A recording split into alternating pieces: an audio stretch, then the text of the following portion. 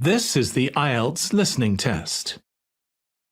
You will hear a number of different recordings and you will have to answer questions on what you hear. There will be time for you to read the instructions and questions, and you will have a chance to check your work. All the recordings will be played once only. The test is in 4 parts. At the end of the test, you will be given 10 minutes to transfer your answers to the answer sheet. Now turn to Part 1.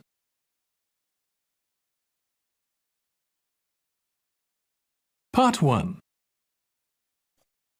You will hear a woman telephoning a travel agent to book a holiday. First, you have some time to look at questions 1 to 7.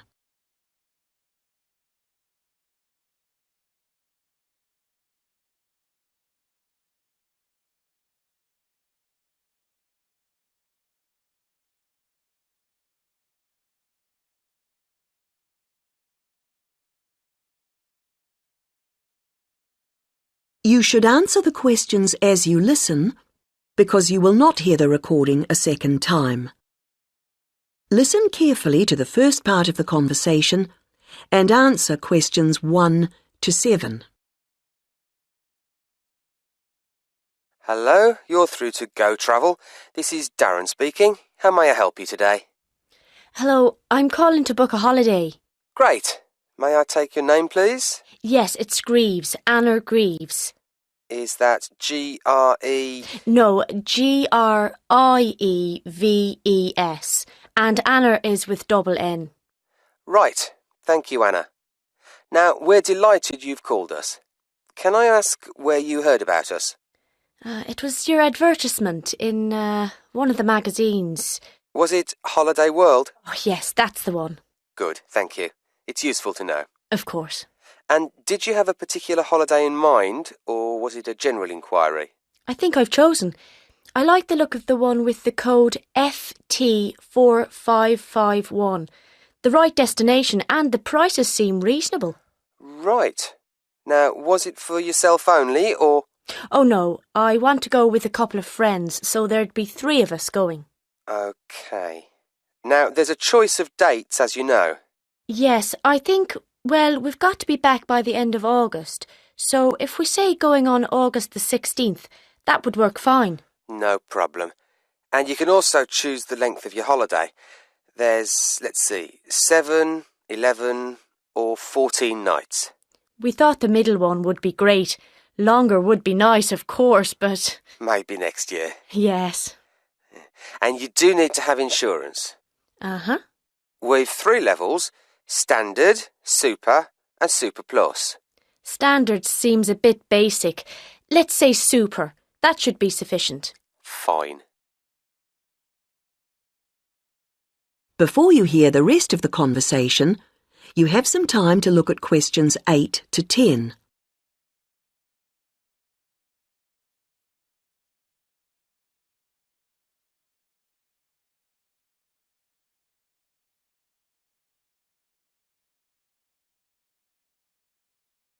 Now listen and answer questions 8 to 10.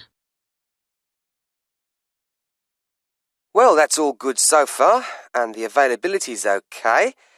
Have you looked through the list of options? They're in the advertisement. I have, and I've got the list here. Some of them do seem a good idea. Which ones would you like to take?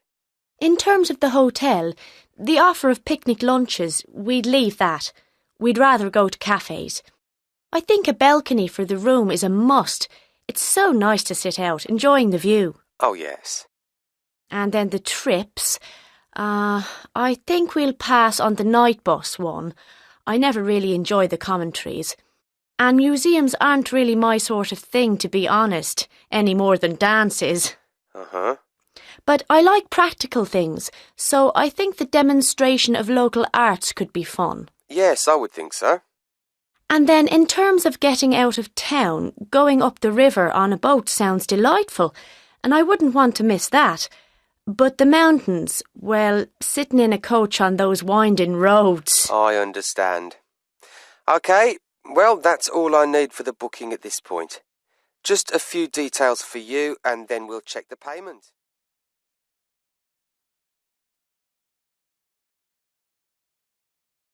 That is the end of part 1. You now have 1 minute to check your answers to part 1.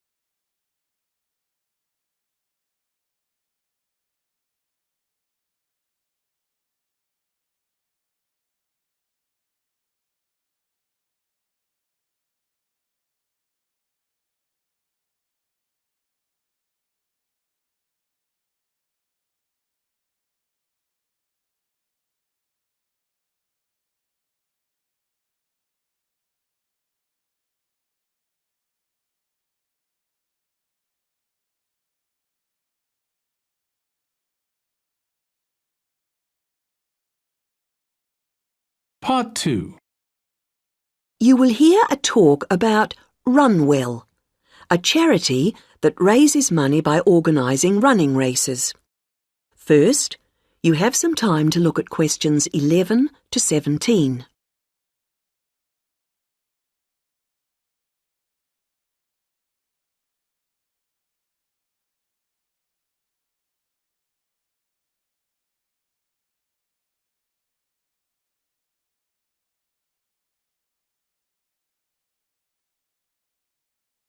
Now listen to the first part of the talk and answer questions 11 to 17. I'm very pleased to have this opportunity to tell you something about the Runwell charity and the work we do. I'll give a brief overview of what we do, and I hope you may be able to help, and then there'll be time for questions at the end. Runwell's founder, Mike Hughes, took up long-distance running in 1987, raising money by doing sponsored half marathons, and in 1992 established the charity as we know it today. By 1997, the runs were being filmed by local TV, and today they appear on national TV every year. All the funds collected by Runwell go to the hospital, with the idea that those fit enough to run use their energy to assist the provision of people who are unwell for whatever reason. Now, if you want to race, and I assume that's why many of you are here, let me explain a couple of the basics. Races are run by teams, so you need to form and register a team. What you wear to run in is up to you, and I know some teams come up with some pretty wacky ideas. We have a standard design for your numbers, which we ask you to reproduce. So you make them up according to that standard. We don't want to spend valuable funds on doing that ourselves. Now, the race is run as a kind of relay, so while you won't actually compete side by side, we do recommend that you train as a group. This helps to optimise performance and build team spirit. It will also give you a fair idea of how much you need to eat and drink over the race distance. This is clearly essential for an effective performance, so please make sure you come along to the race with sufficient food and drink. Again, we don't spend money on providing that, but you do need to keep yourself going for the 20-kilometre course. The course goes through the town, then out through Highfield Park, concluding in the main square, where the applauding spectators will be ready to greet you. There are many different prizes, including oldest runner, youngest runner, team with the most sponsorship, team with the best costume. That one's donated by Zoom Fashions. The Mayor will introduce the Minister for Health, who will hand over each prize to the winners, and then the hospital president will make a short speech. Before you hear the rest of the talk, you have some time to look at questions 18 to 20.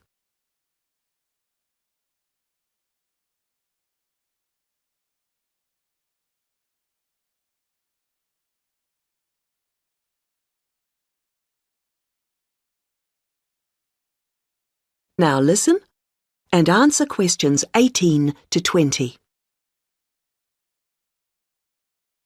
OK, that's the big race. But I know there are many people who don't feel they are up to running a 20-kilometre race, but who would nevertheless like to raise money for Run Well. Over the years, we've had experience of many ways of trying to collect money, some very successful, others less so. Now, of course, 20 kilometres is too far for children to run. But there was a sponsored swimming event at the local school last year, and that did very well. People have also tried to organise food-based events, such as selling homemade cakes and bread and so on at the market. And there was a large picnic arranged in 4 bright gardens, although these events failed to justify the efforts put into them, though I'm sure they were very tasty. These days, so many people are out at work all day that going from house to collect money isn't very effective. But it is possible to raise useful funds by selling small promotional items, such as badges with the Run Well motif on them. We're currently checking to see if postcards, perhaps showing the race's winners each year, might also be a good idea or not. We do appreciate the efforts that have gone into selling second-hand goods, but to be honest, the returns have not been very high on this. One very dedicated group organised a team quiz recently, which went very well, and it would be good to see more such activities. There's also been talk of a concert, but we'll have to see how plans for that progress. Now, are there any questions at this stage?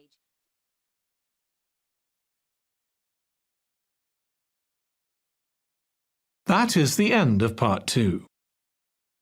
You now have 30 seconds to check your answers to part 2.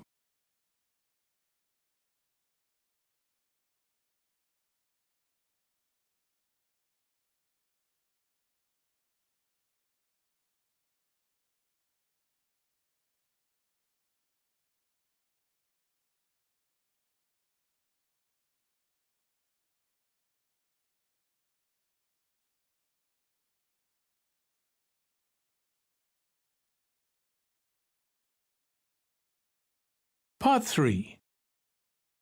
You will hear a conversation between some university students about a recent field trip to a radio station. First, you have some time to look at questions 21 to 25.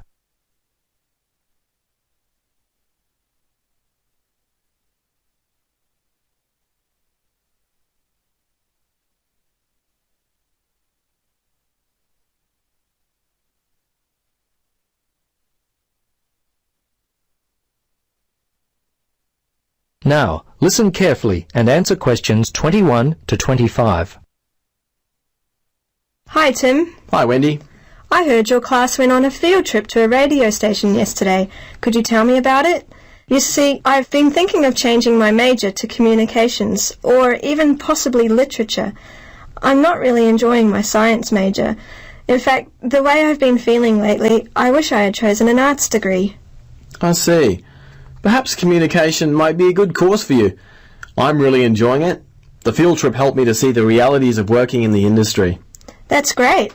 So the field trip was a good experience? It was a long day. We left at 8:30 and didn't return until about 5:30, so I was tired. But those are the kinds of hours you can expect working in radio. Anyway, although the day was long, it was probably the most beneficial day of study in the course so far. But Tim, isn't radio dying? I mean, with the internet and television, aren't people using the radio less and less? Yes, that's also what I thought. In fact, the idea almost stopped me from beginning my studies in radio communication. But after the radio station visit, I was clearly able to see that radio continues to reach nearly 95% of the population. I guess I'm going to have to change my ideas on the effectiveness of radio. Seems like radio has a huge reach, but are you certain about that? 95% seems a very big number. Yeah, I thought the same as you, but when I read these figures, I changed my thinking. Here, take a look at this. These figures are for a typical small town. Oh, I see the viewing patterns. When people listen or don't listen to the radio.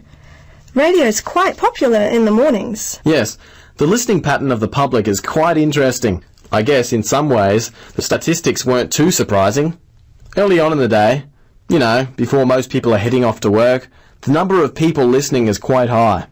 Around 25,000. Yes, and as people start heading to work, Mostly in their cars, the number of radio listeners increases quite dramatically. Yes, it makes sense. and you can clearly see that by noon the number drops off considerably, only to pick up again around 5 p.m. Probably for the drive home, and after that, well, it's almost non-existent. So what are most people listening to?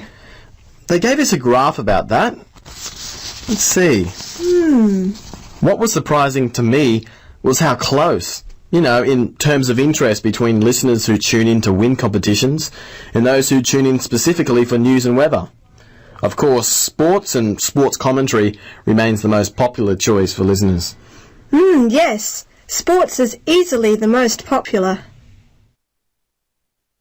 Before you listen to the rest of the conversation, you have some time to look at questions 26 to 30.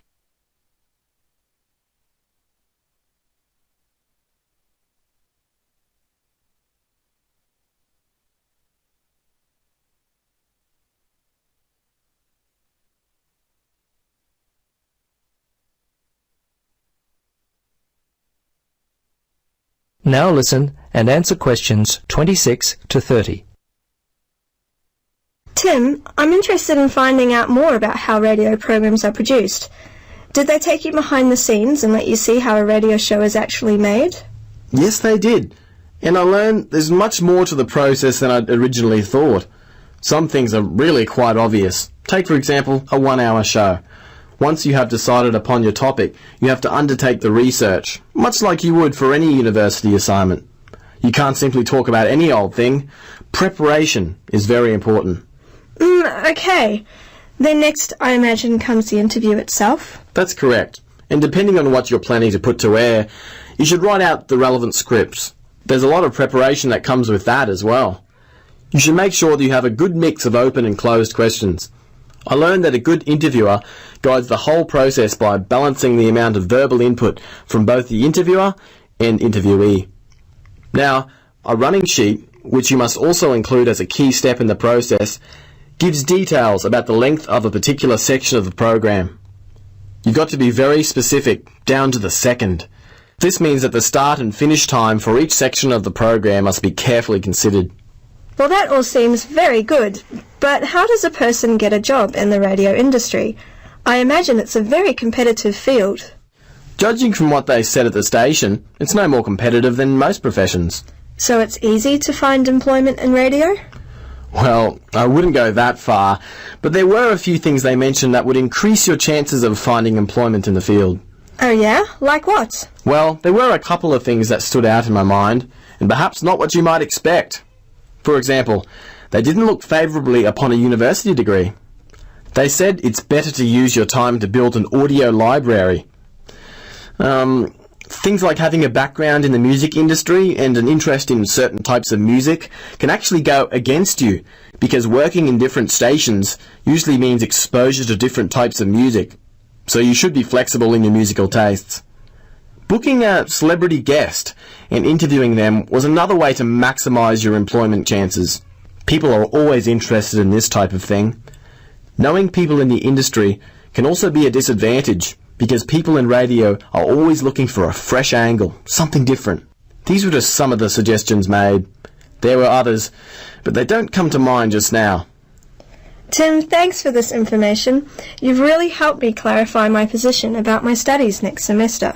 Happy to help. All the best with your decisions for next semester. See you around, Wendy. See you, Tim, and thanks again. That is the end of part 3.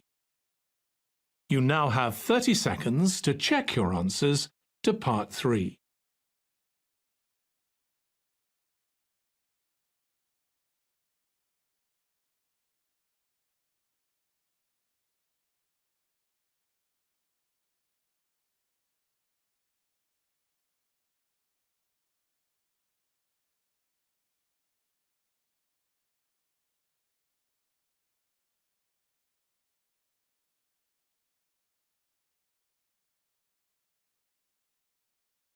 Part 4. You will hear the beginning of a lecture about turkey farming. First, you have some time to look at questions 31 to 40.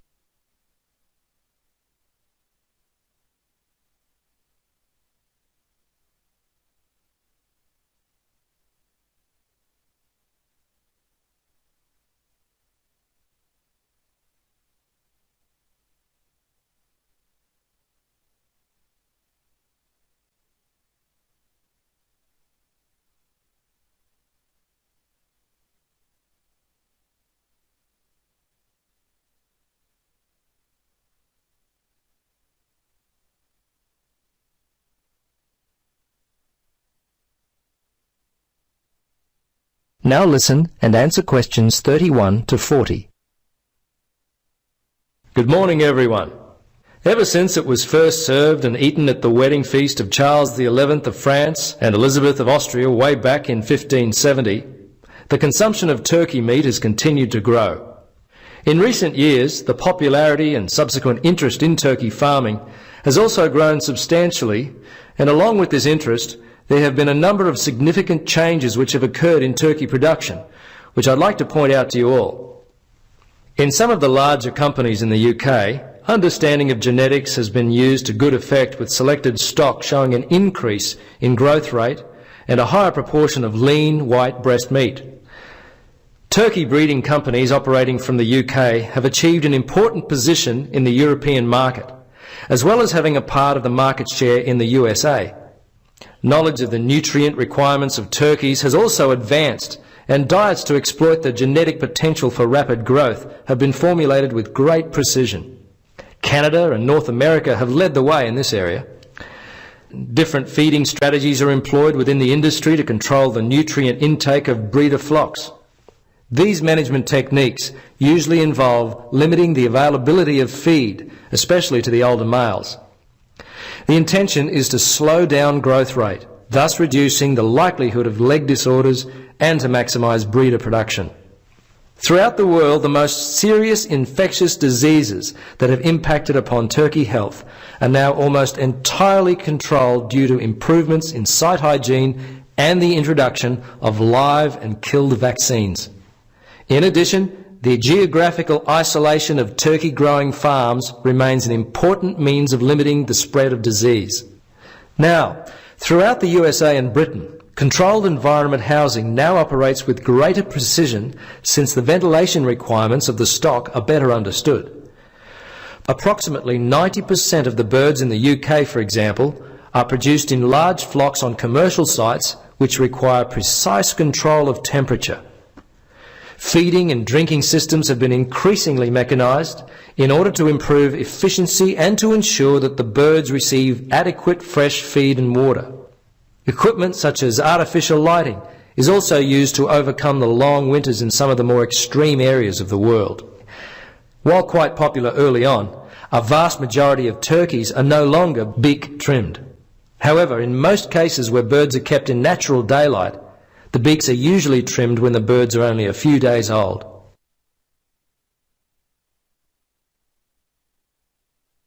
Now, the turkey industry can be divided into three main categories: primary breeders, breeders, and producers.